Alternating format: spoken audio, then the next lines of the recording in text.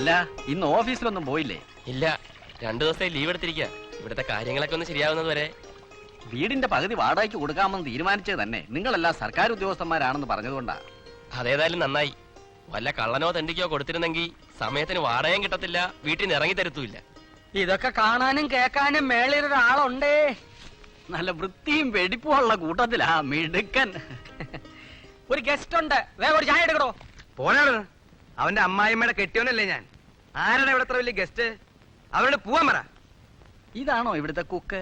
Rocky. റൊട്ടിയോ? റൊട്ടിയല്ല, Rocky എന്റെ ഓഫീസറാണ്, എക്സർസൈസ് ചെയ്യുക. ഇത് വീട്ടുടമസ്ഥൻ കേശവള്ള ചേട്ടൻ. സോറി.